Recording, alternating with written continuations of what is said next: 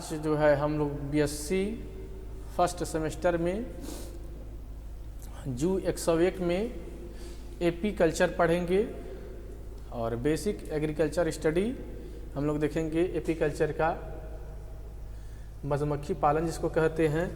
AP culture is the practice of beekeeping, मधुमक्खियों की देखरेख, and it's a vital part of agriculture. ये agriculture का एक विटल पार्ट है, जैविक पार्ट है। Learn more about this ancient practice, how it play into modern agriculture and how it benefits use today. What is apiculture? Apiculture क्या है, आइए देखते हैं। Apiculture is the practice of keeping bee and manufacturing honey and bee wax. जैसा कि हम जानते हैं कि मधुमक्खी पालन जो होता है उससे हमें हनी प्राप्त होता है जो कि हमारी बॉडी के लिए काफ़ी बेनिफिशियल होता है, और उससे हम वैक्स भी प्राप्त करते हैं। Are the raising and care of bee for commercial और agriculture purpose. The history of apiculture bee keeping. Honey producing bee keeping dates back, इसका थोड़ा हिस्ट्री हम देखते हैं। 1000 ईयर एगो, 10,000 ईयर एगो गॉर्गिया is bee keeping cradle. Gorgia has the oldest honey. The 5,500 years old treasure was discovered in 2003. Near Borgimni Gorgia, ceramic jars held Indian and floral honey, Egyptian and form 4,500 years ago, depicts bee domestication, ancient China, Greece and Maya heads beekeeping. तो इसका थोड़ा सा हम history देखें। Next page पे चलते हैं तो कुछ इसकी हिस्ट्री देखते हैं एपीकल्चर की हम। टाइम और events. 10,000 years ago humans began to try to keep wild bee colony alive in artificial hives। लगभग 10,000 साल पहले जो है ह्यूमंस ने इसको बी को कीपिंग करना जो है शुरुआत किया, कोशिश किया मधुमक्खी पालन के लिए। वुडन बॉक्सेस कॉल्ड स्कैप्स, एक लकड़ी के बॉक्स के अंदर मधुमक्खियों को कीपिंग किया गया जिसको हम स्कैप्स के नाम से जानते हैं। 9,000 ईयर्स एगो नॉर्थ अफ्रीका में देखा गया। North Africa was the birthplace of beekeeping in pottery vessels. लगभग 9,000 साल पहले दक्षिण अफ्रीका में बी कीपिंग का प्रोसेस देखा गया था। About 7,000 BCE, beeswax traces have been discovered in placets all over the Middle East. 4,500 years ago, Egyptian arts depicts bee domestication. Honey was preserved in jars and some were found to Turkmen tombo. Not before the 18th century, European knowledge of bee colony and biology led to the development of the movable comb hive, which allow honey to be harvested without harming the colony. Colony को बिना नुकसान पहुंचाए उसको हम harvest किए करेंगे। ये लगभग 18th सेंचुरी में यूरोप में ऐसा होता था। Before the first dynastically depicts workman blooming smoke into leaves and जो उसके छत्ते हैं they remove honey comb on the walls of the nuisance in some template on पेबेस comb from the 26 densely there exist waiting that describe how honey is made. The Jordan Valley, Israel, renowned archaeologically sites which dates to the Bronze and Iron Age is where the earliest discovery, specifically potentially to beekeeping, have been made. About Amihai Mazar on archaeologists found thirsty and damaged heaps composed of straw and unpacked dray in the city remains. According to Mazar, the evidence say that Israel had a is sophisticated honey industry 3000 years ago. जैसा कि हम देख सकते हैं कि मधुमक्खी पालन का जो इतिहास है, ये सबसे पहले हम 10,000 साल पहले जाएं तो देख सकते हैं कि इसको जो है हम लकड़ी के बॉक्सेस में बी कीपिंग करके हम हनी को प्राप्त करते थे, तभी से चला आ रहा है। इसको हम स्केप्स के नाम जानते हैं। हनी सबसे बेटर है जो कि हमारा देखिए पॉलिनेशंस के लिए जो हमारे प्लांट्स होते हैं, और उससे वैक्स भी हम प्राप्त करते हैं। European bee Apis mellifera, little bee Apis florea, dammar bee are stingless bee, Melipona iridipennis, honey bee castes. Honey bee की जो कास्टेस हैं वो लगभग आप देख सकते हैं कि 4 कैटेगराइज किया गया है इनको। एक छत्ते में जो होती है क्वीन होती है, ड्रोन्स होते हैं, मेल ड्रोन्स जिनको हम बोल सकते हैं, वर्कर्स होते हैं और सोल्जर्स होते हैं। इन सब का काम भी डिवाइड होता है। The insect which is lived together is called a social insect. इसको हम एक सामाजिक कीट के नाम से जानते हैं, चूँकि इसकी चारों कैटेगरी एक साथ छत्ते में निवास करती है, वास करती है। Honey bee lives in a colony. A colony must maintain many rules and regulation based on the division of labour. इसमें जो 4 कैटेगरीज है, सबका लेबर डिवीजन होता है, सबका अलग अलग काम होता है। वर्कर्स का काम होता है छत्ते की देखरेख करना, सोल्जर्स का काम होता है, ड्रोन्स होता है, क्वींस जो होती है वो एक होती है जो एग लेइंग का काम करती है, और ड्रोन्स जो होता है उसको फर्टिलाइजेशन का काम करता है। The groups are nothing but called caste in the honey bee. There are 4 castes, queen, drone, worker, soldier. आगे हम देख सकते हैं कि सबका क्या क्या काम है, कितनी संख्या होती है। तो वर्कर्स में हम देख सकते हैं कि 5,000 to 50,000 पर कॉलोनी स्टरलाई फीमेल होते हैं, डेवलप्ड फ्रॉम फर्टिलाइज्ड एग्स। जो वर्कर होते हैं नेचर में स्टराइल फीमेल होते हैं और ये फर्टिलाइज्ड एग से बनते हैं। Have sting use to defence. इसमें स्टिंग्स होता है जो कि अपने सुरक्षात्मक दृष्टि से इसका उपयोग करते हैं। स्मॉल साइज के होते हैं। 36 मंथ्स इसकी लॉन्गिट्यूटी होती है। All area a worker. Queen में हम आइए देख सकते हैं कि ओनली 1 क्वीन पर कॉलोनी। पूरे छत्ते में केवल 1 क्वींस होती है।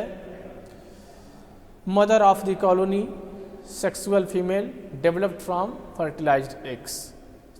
नेचर में ये सेक्सुअल फीमेल होती है और ये फर्टिलाइज्ड एग से निर्मित होती है। हैव यूस्टिंग use to kill the rival queen, large sized 1520 mm in length, can lay eggs 1000 to 3000 per day। इसकी जो कैपेसिटी होती है लगभग एक दिन में 1000 से लेकर के 3000 एग्स का एग लेइंग करती है। It can preserve more than 2 crore sperm. यह लगभग 2 करोड़ स्पर्म को प्रिजर्व करती है। Mate once in life, longevity 35 years. यह एक बार ही लाइफ में जो है मेट करती है। No works, only reproduce. Drones में आइए हम देखते हैं क्या है ड्रोन्स का काम। लेस इन नंबर, संख्या इनकी कम होती है पर colony. Bisexual male, developed from unfertilised eggs. ये अनफर्टिलाइज्ड एग्स से बनते हैं। नो स्टिंग, इसमें किसी भी प्रकार का स्टिंग्स नहीं पाए जाते हैं। ये मीडियम लार्ज साइज के होते हैं, लगभग 1360 mm in length. Mate only once, ये भी लगभग एक ही बार मेट करते हैं। देन डाइड, और उसके बाद इनकी क्या हो जाती है, डेथ हो जाती है। Longevity 24 months. No work, only feeding, केवल ये फीडिंग का काम करते हैं। फ्लाई इन द एयर, हवा में उड़ते हैं। व्हेन ब्राइट लाइट, जब इनको तीव्र प्रकाश मिलता है। तो लेबर डिवीजन में आप देख सकते हैं कि ड्रोन्स जो होता है वो फीड का काम करता है, मतलब छत्ते से दूर जाएंगे और जो भी फ्लावर्स होते हैं उसके नेक्टर ग्लैंड से नेक्टर को क्या करेंगे, कलेक्ट करते हैं। और छत्ते में जाकर के उसको रखने का काम करते हैं। डायग्रामेटिक रिप्रेजेंटेशन में आप देख सकते हैं एक्स है, लार्वा है, प्यूपा है, इसका सारे जो है छत्ते में आपको दिखाई दे रहे हैं। The life cycle of honey bee नीचे दिया गया है, केस्ट दिया गया है, एग्स है, लार्वा है, प्यूपा है। क्वीन 3 डेज, लार्वा 5 डेज और प्यूपा 7 to 8 डेज। टोटल इसका देखा जाए तो 15 to 16 डेज और एडल्ट लॉन्गिविटी जो इसकी है 5 ईयर्स है।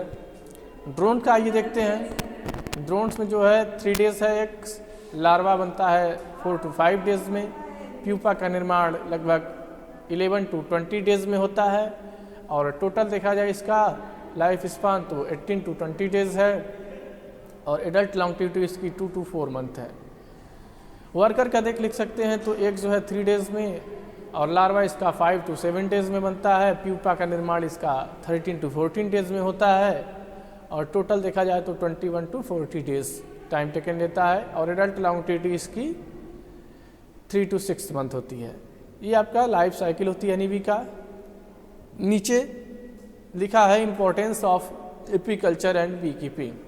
There are many agriculture based country in the world. We have many flowers in the field, on roads and even the jungle full of nectar. If we make a little effort, we collect honey from these flowers to bring our economically solvency and develop our national wealth. However, through rearing honey we can get 2 things. हम देख सकते हैं कि जो हमारा बहुत सारे countries में जो फ्लावर्स होते हैं रोड्स के किनारे, जंगल में, खेतों में, वहाँ से ये जो हनी बी है ये जा कर के वहाँ के फूल्स में, फ्लावर्स में जो नेक्टर ग्लैंड्स होती है वहाँ से नेक्टर को कलेक्ट करती है और लिटिल एफर्ट करके उसको ले कर के आती है छत्ते तक और छत्ते में उसको क्या करती है, फिर स्प्रेड करती, छोड़ती है, उसको जमा करती है, जिससे कि हम देख सकते हैं कि हमारे नेशनल वेल्थ का भी काम करती है और बॉडी के लिए तो काफ़ी ये बेनिफिशियल भी होता है। दूसरी चीज़ें हमको हनी के साथ साथ वैक्स भी प्राप्त होता है जो कि हम इसको बहुत सारी चीज़ों में यूज़ करते हैं।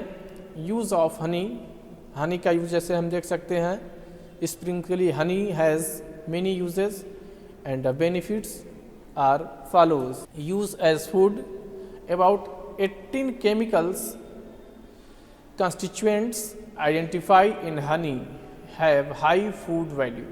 लगभग 80 रसायन्स कॉन्स्टिट्यूट्स होते हैं, बने उसमें मौजूद होते हैं हनी में, जो कि हमारी बॉडी के लिए हाई फूड वैल्यू का काम करते हैं। Honey play a significant role for children and older. Honey जो होता है ये चिल्ड्रंस और ओल्डर यानी बूढ़े तथा बच्चों के लिए काफ़ी महत्वपूर्ण रोल अदा करती है। Honey is an excellent food for hard labourers and players. Honey जैसे जो काफ़ी काम करते हैं लेबर्स और प्लेयर्स जो खेलने का काम, उनके लिए एक्सीलेंट फूड का काम करती है। We can regain lost energy very quickly by using honey. Honey को यूज़ करके हम बहुत फास्ट एनर्जी को प्राप्त कर सकते हैं।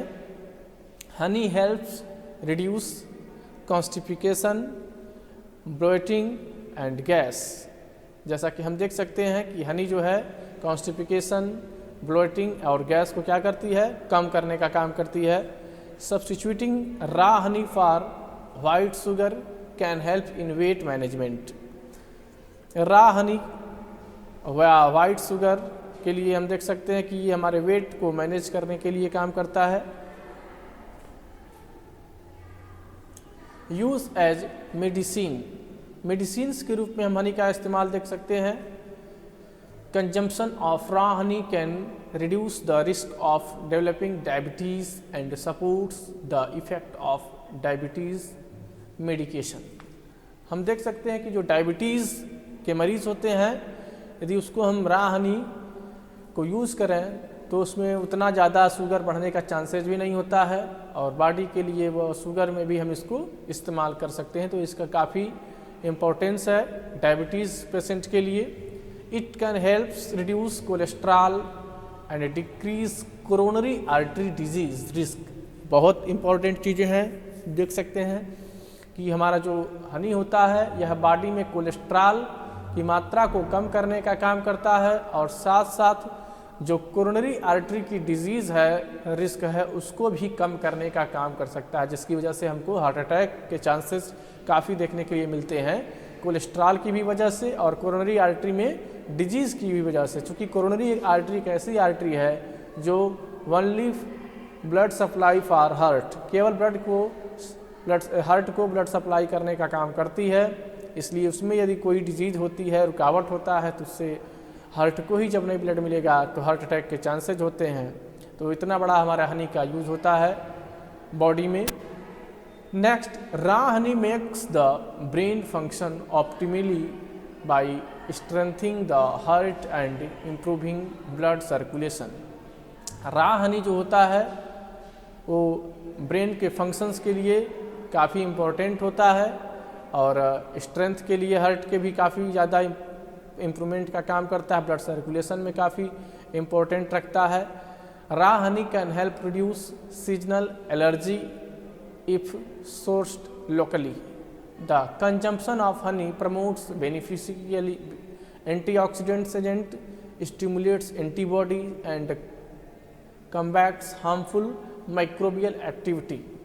जैसा कि हम देख सकते हैं कि हनी जो है हमारी बॉडी में एंटीऑक्सीडेंट्स एजेंट्स का काम करता है, जो कि एंटीबॉडी को स्टिमुलेट्स करते हैं और हम इससे माइक्रोबियल एक्टिविटी जो हार्मफुल इफेक्ट है उससे हम बच सकते हैं। Honey can help improve urinary tract infections due to its antibacterial property.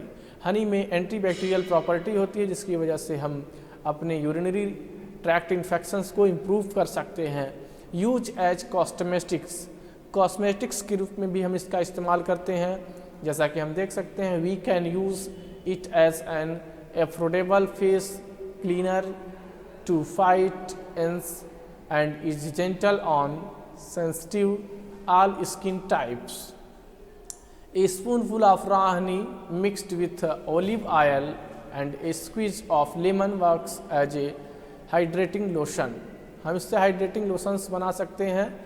एक स्पून हम कच्ची रॉ हनी लें और उसको हम ओलिव ऑयल में मिक्स करके और उसमें कुछ लीमन्स यूज़ करके हम हाइड्रेटिंग लोशंस का इस्तेमाल बॉडी के लिए कर सकते हैं। तो ये इसका कॉस्मेटिक्स में यूज हम देख सकते हैं। Raw honey can cleanse and restore the health of hair and scalp. Hair और स्कैल्प्स के लिए काफ़ी ये यूज़ करता है। The raw honey hair mask can help boost shine.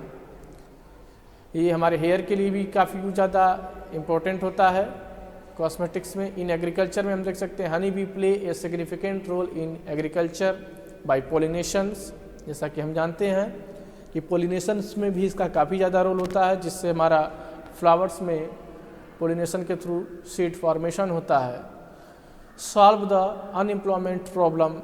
Many people can solve their unemployment problem bye involving themselves in apiculture. Miscellaneous use in manufacturing different drinks, prepare bacterial media, poisonous bait and the use of wax हम देख सकते हैं। Wax is used for various purpose. Some are given below. Candle industry जो हम मोमबत्ती जलाते हैं तो वो भी हमारा वैक्स से ही बनाता है, तो भी हमारा इकोनॉमिकली इम्पोर्टेंस है। Where wax is the main ingredient. This next हम देख सकते हैं pharmaceuticals specially for making capsules. Capsules को बनाने के लिए भी हम वैक्स का इस्तेमाल करते हैं। One of the best benefits of using bee wax on the skin is moisturing and softing. Skin के मॉइस्चरिंग और सॉफ्टनिंग के लिए भी हम वैक्स का इस्तेमाल कर सकते हैं। Cosmetic industry face cream lipsticks में हम इसका इस्तेमाल करते हैं। फर्नीचर इंडस्ट्री में इसका इस्तेमाल होता है।